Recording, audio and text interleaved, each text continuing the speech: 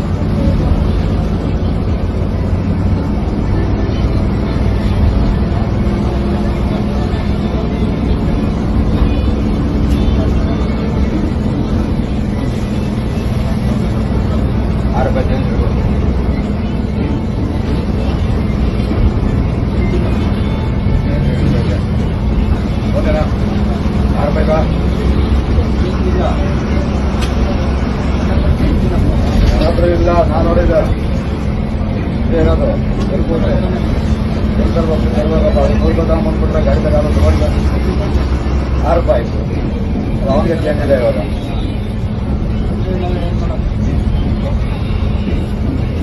ನೋಡಿದ್ರೆ ಚೇಂಜ್ ಇಲ್ಲ. ನಾವು ₹1,000 ₹12 ಏನಿಲ್ಲ.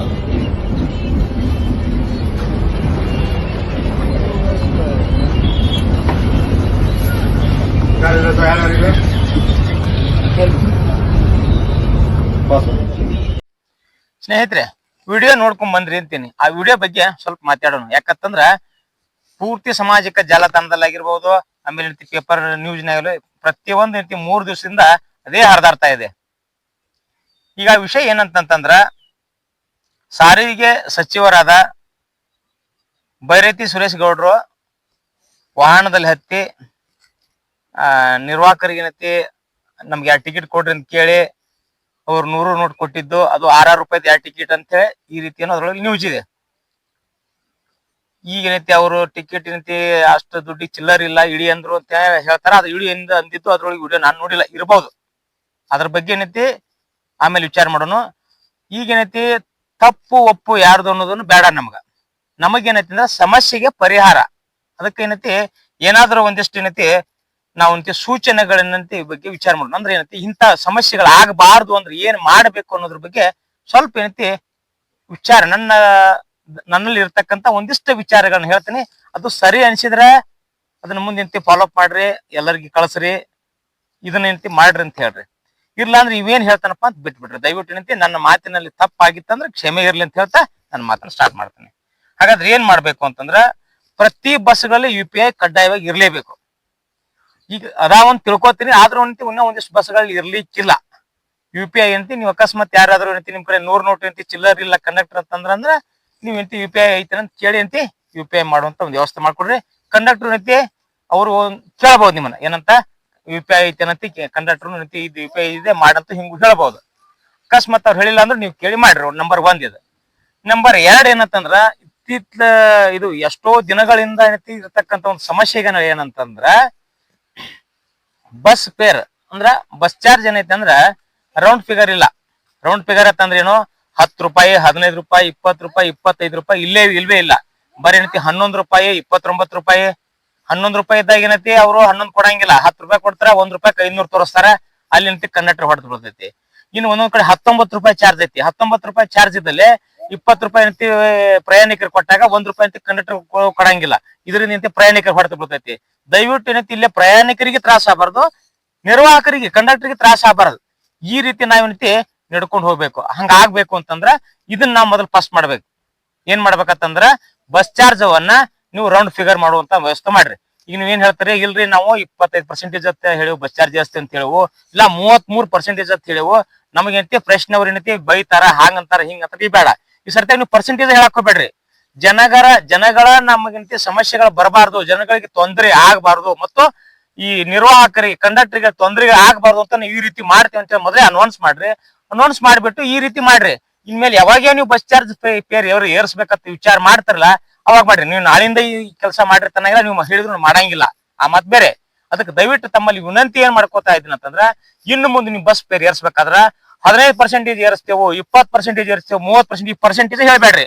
ಏನ್ ಹೇಳ್ತಾನಂತಂದ್ರ, ಪ್ರಯಾಣಿಕ ಮತ್ತು ನಿರ್ವಾಹಕರಿಗೆ ತೊಂದರೆ ಆಗ್ಲಾರ್ದಂಗ ನಾವು ಬಸ್ ಪೇರ್ ಅನ್ನ ಏರಿಸ್ತೇವು. ಯಾಕಂತಂದ್ರ ರೌಂಡ್ ಫಿಗರ್ ಮಾಡಿದೇವತ್ತಂತಂದ್ರ ಅಂದ್ರ 10 ರೂಪಾಯಿ, 15 ರೂಪಾಯಿ, 20 ರೂಪಾಯಿ, 30 ಈ ರೀತಿ ಮಾಡಿದ್ರೆ ಚಿಲ್ಲರ ಕೊಡ್ಲಿಕ್ಕೆ ತಗೊಳ್ಳಿಕ್ಕೆ ಒಂದ್ ಅನುಕೂಲ. ಈ ರೀತಿ ಮಾಡೋದ್ರಿಂದ ಒಂದ್ 50% ಸಮಸ್ಯೆಗಳು ಬಗೆಹರಿತಾವ್.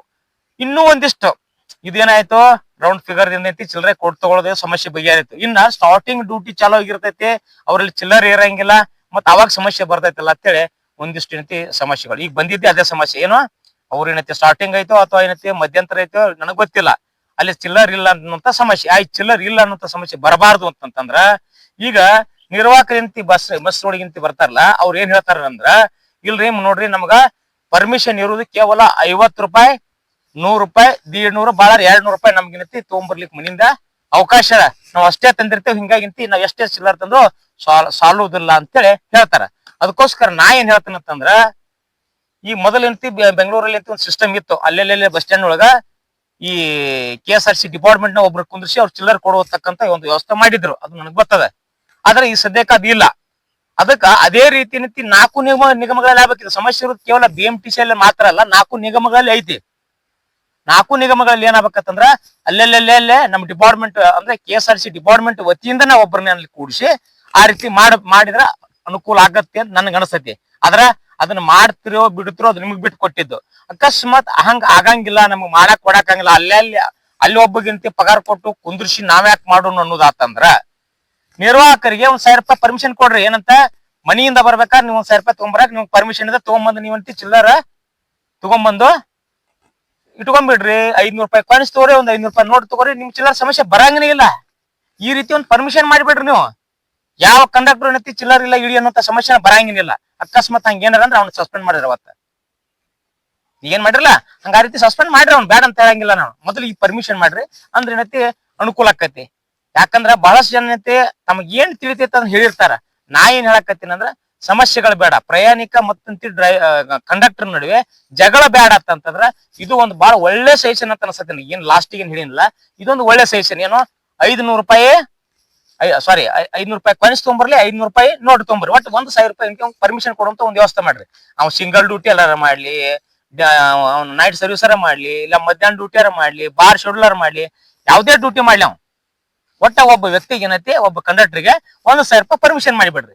ಈ ರೀತಿ ಮಾಡೋದ್ರಿಂದ ಪರಿಹಾರ ಸಿಗ್ತೈತಿ. ಹೊರತಾಗಿ ಅವ್ರು ಮಾಡಿದ ತಪ್ಪು ಇವ್ರು ಮಾಡಿದ್ ಸರಿ ಅಂತ ನಾ ಯಾರ ಬಗ್ಗೆ ಅಂತ ಇಲ್ಲಿ ಕಮೆಂಟ್ ಮಾಡಕ್ ಬಂದಿಲ್ಲ. ಇಲ್ಲಿ ಏನೈತೆ ನಾನು ಸಮಸ್ಯೆ ಆಗೈತಿಲ್ಲ, ಆ ಸಮಸ್ಯೆಗಳು ಹಿಂಗ್ ಮುಂದೆ ಉದ್ಭವ ಆಗ್ಬಾರ್ದತ್ತಂದ್ರ ನಾ ಹೇಳಿದಂತ ಸಜೆಷನ್ ನಿಮ್ಗೆ ಸರಿ ಅನಿಸಿತ್ತಂದ್ರ ದಯವಿಟ್ಟು ಏನೈತಿ ನೀವು ಮಾಡ್ರಿ, ಇದರಿಂದ ಅನುಕೂಲ ಆಕತಿ ಅಂತ ಹೇಳ್ತೀನಿ. ಈ ನಾನ್ ಮಾಡಿದ ವಿಡಿಯೋ ನಿಮ್ಗ ಸರಿ ಅನಿಸಿತ್ತಂದ್ರ ಇನ್ನೊಬ್ರಿಗೆ ಶೇರ್ ಮಾಡ್ರಿ. ಅದೇ ರೀತಿ ಏನೈತಿ ಇದನ್ನ ಸಚಿವರಿಗೆ ಮುಟ್ಟಿದ್ರು ಒಂದು ಒಳ್ಳೇದು ಅಂತ ನನಗೆ ಅನ್ಸುತ್ತೆ. ಯಾಕಂತಂದ್ರ ಸಚಿವರು ಇದನ್ನ ನೋಡ್ತಿರ್ಬೇಕು. ಯಾಕಂದ್ರೆ ಇಂಥ ಸಣ್ಣ ಸಣ್ಣ ವಿಷಯಗಳು ಸಚಿವರಿಗೆ ಗೊತ್ತಿರಂಗಿಲ್ಲ. ಅವ್ರಿಗೆ ಏನ್ ಗೊತ್ತಿರತ್ತೆ ಅದ್ರ ಗೊತ್ತಿದ್ರ ಬಗ್ಗೆ ಅಂತ ಈಗ ಅವ್ರ ಏನೈತಿ ತಾವು ರಿಯಾಲಿಟಿ ಚೆಕ್ ಅಂತ ಹೇಳಿ ಮಾಡ್ಯಾರ, ಮಾಡಲ್ರಕ್ಕ, ಮಾಡಿದ ತಪ್ಪಲ್ಲ. ಪ್ರಯಾಣಿಕರಿಗೆ ತೊಂದರೆ ಆಗ್ಬಾರ್ದು ಅನ್ನೋ ಒಂದು ಉದ್ದೇಶ ಪೂರ್ವಕವಾಗಿ ಮಾಡ್ಯಾರ ಅವ್ರು. ಅದಕ್ಕೆ ಅದ್ರ ಜೊತೆ ನಮ್ ನಿರ್ವಾಹಕರಿಗೆ ಸಹಿತ ಅಂತ ತೊಂದರೆ ಆಗ್ಬಾರ್ದು. ಪ್ರಯಾಣಿಕ ಹೆಂಗ್ ತೊಂದರೆ ಆಗೈತಿ ವಿಚಾರ ಮಾಡ್ತಾರೆ, ಅದೇ ರೀತಿ ನಿರ್ವಾಹಕರಿಗೆ ತೊಂದರೆ ಆಗ್ಬಾರ್ದು.